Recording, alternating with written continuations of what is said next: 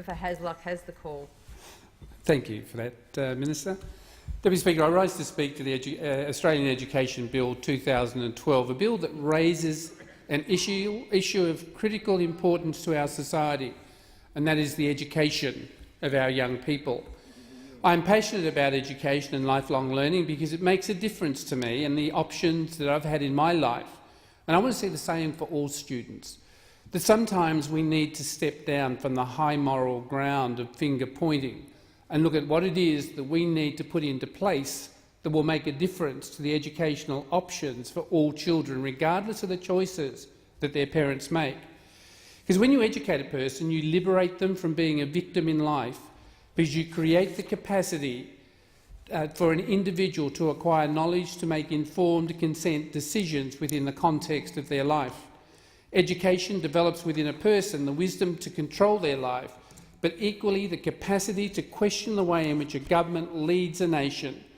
And this is evident in nations where totalitarianism prevails because they do not have that option. They are led and live a life that doesn't allow those freedoms. I want to quote from a great man and an inspirational leader who has touched and influenced the lives of so many in different ways. I refer, of course, to Nelson Mandela, President of South Africa, whose quote is pertinent to the core business of providing educational and training pathways for Australia's children and youth. Education is the great engine of personal development. It is through education that the daughter of a peasant can become a doctor, that a son of a mine worker can become the head of a mine, and that a child of a farm worker can become the president of a great nation. Schools alone are not the only source of accessing an education within the framework of lifelong learning, because learning begins from birth and an individual's family is a partner in the process. What I did note when I read through Gonski is that recommendation 1 gives strong credence to the fact that we need to consult. And it says the Australian government and the states and territories, in consultation with the non-government sector, should develop and implement a schooling resource standard as a basis for general recurrent funding of government and non-government schools. And then it goes on to expand on those standards. What's disappointing is that consultation process is not at a stage that I thought it could have occurred that allowed for the evolution of an agreed position with states and territories and the Commonwealth Government, and then legislation being defined as to how that would operate. It would make common sense that those who provide the education at the state and territory level are those who have a significant say in what the modelling and what the shape of it should look like in respect to funding. I've seen the doors that good education opens, and I've seen the doors that bad education closes. As a nation, in the interest of our future prosperity, education is of critical importance. And I want to cite the United Nations Education, Scientific and Cultural Organisation, because in the mid-decade, in the 80s, at an international consultative forum on education for all, 55 nations participated. And as an outcome of their collective deliberations, a joint statement, Education for All, a goal within reach, was released. In the context of this joint statement of Education for All, a goal within reach, the principles of Education for All is based on an individual learning to know so as to acquire the instruments of understanding in the world, learning to do so as to acquire the instruments of understanding, learning to live together in order to participate, understand others and cooperate with others in all human activities, and learning to be the development of a greater capacity for autonomy and judgment, which goes together with strengthening the feelings of personal responsibility for our collective destiny. An educated individual, and this is what we all should strive for, must be prepared to play many roles in the course of their life within their community, and these include an efficient producer, a public-spirited citizen, a responsible parent and individual, a reliable and convivial friend, a teacher and a lifelong learner. The Australian Health Ministers, in a statement, the National Health Policy for Children and Young People, made the following: children and young people represent a country's future. They are also important now as valued members of society, each with unique characteristics and potential to contribute to the family and community.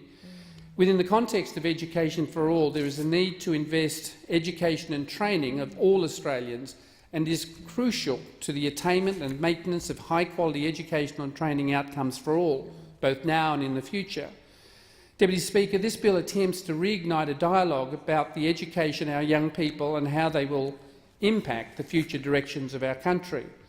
Unfortunately, Madam Speaker, Deputy Speaker, this bill is all talk and no walk. The Prime Minister, in her own speech, has suggested 3 overarching goals for this bill. For all Australia, 1, for all Australian schooling to provide an excellent education for all students. None of us disagree with that. For Australian schooling to be highly equitable. And thirdly, for Australia to be placed in the top 5 countries in reading, science, mathematics, quality and equally recognised in international testing by 2025. These are fine objectives, Deputy Speaker, but unfortunately this bill will only set the stage for further updates after the Council of Australian Governments meeting later this year. At this stage, there is little substance to what we see.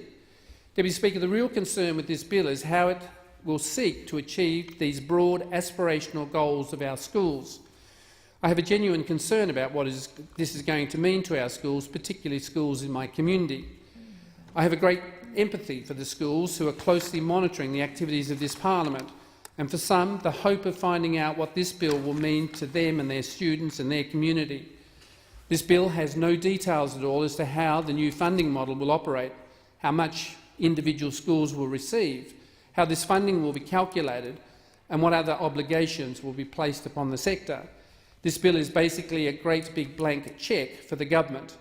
Deputy Speaker, it is difficult on this side of the chamber to have a useful discussion about the merits of this bill because at this stage there is no detail about what the outcomes will be for schools. However, Deputy Speaker, the Coalition is proposing an amendment to this bill. We believe and have moved in our amendment that the definitions in this bill should be supplemented to define both a systemic school and a non-systemic school. The non-government school sector is very diverse, and this diversity should reflect in the funding arrangements for schools.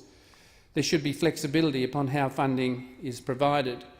I continually meet with and talk with principals and P&Cs within my electorate, and in the discussions I have, and one of the questions I ask is about the operational budget that provides the scope and breadth of programs that allow for individualised learning for students who struggle. And most of them do a shifting exercise in order to provide the educational program. That shouldn't happen in this country.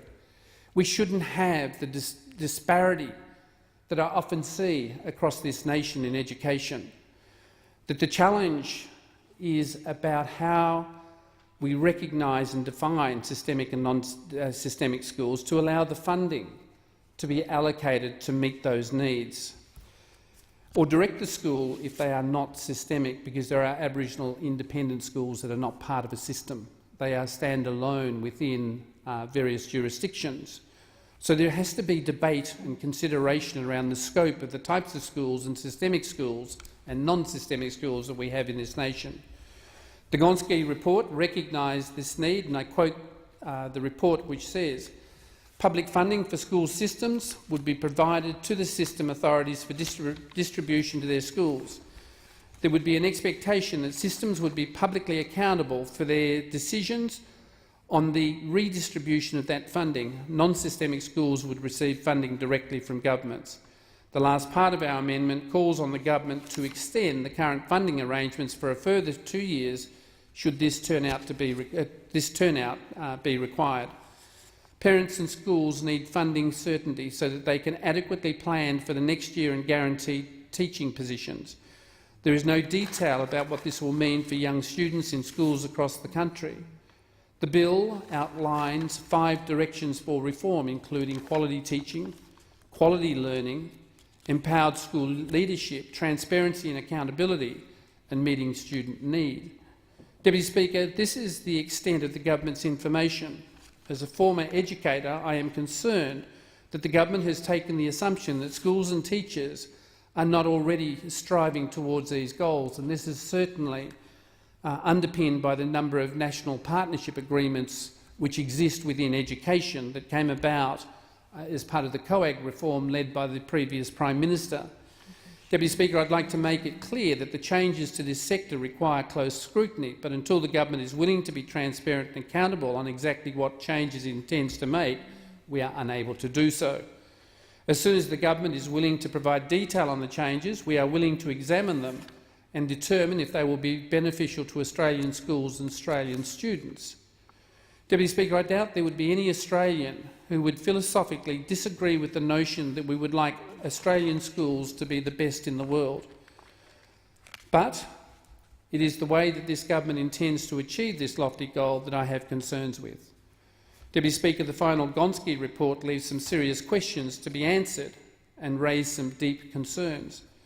Before this government can contemplate moving forward, we need to know how will this bill be funded. The bill contains no details on how much money will be available or which level of government will be required to stump up the additional funding. The Gonski report, as we know, recommends an additional $6.5 billion per year to be injected into schools. And on that basis alone, then our commitment is absolutely important and critical, because unless we provide the framework for which negotiations and discussions can occur between the Commonwealth, states and territories, systemic and non-systemic schools, then the uncertainty will prevail. At this point in our history as a country, we should, based on first world conditions, have an incredible education system that meets the needs of the disparity, the geographically dispersed, and those who have need of intervention. The assumptions we make about schools sometimes are not correct. When you stand in a school and sit with teachers and parents and with students, there is some incredible work that is being done. But the Gonski report provides an opportunity not for the imposition of a model, but the opportunity to develop a model that is inclusive of every facet of school and educational and training delivery. It is probably a turning point that we need to seriously think about, because we lead into a world that is changing technologically. We live in a time when the information available and accessible is far beyond our comprehension. We also live in a time where there are families who are resource poor. And what we don't want to do is take away choices for parents. There are kids that I know who come from outside of my electorate to attend schools because the schools provide an opportunity, both government, non-government. Catholic schools are providing for Aboriginal kids in the Kimberley, but their funding has been affected. But they're still continuing to provide a solid pathway. Education is too important to play games with. It is important that we define what is required within the bill. Because if we don't, then the debates that we have here do not create the certainty. It is interesting, in some areas we sit on joint party committees and we work through commonality. We work through opportunities to create better pathways in whatever the factor is that we're looking at. And certainly in the education bill, I would prefer personally, and as an ex-professional who has worked in schools at both the teaching and curriculum level and as an administrator, to see much more detail so that you are able to foreshadow in your thinking some of the changes that will be required where you need to modify. And let me say, the schools have overloaded curriculum that require teachers to take on much more than they did in the last decade. So there are a number of factors that we should negotiate with every state and territory, and that we should work cooperatively to put the detail into the bill that will achieve the outcomes that we seek. Thank you, Deputy Speaker. I thank the member for Hasluck.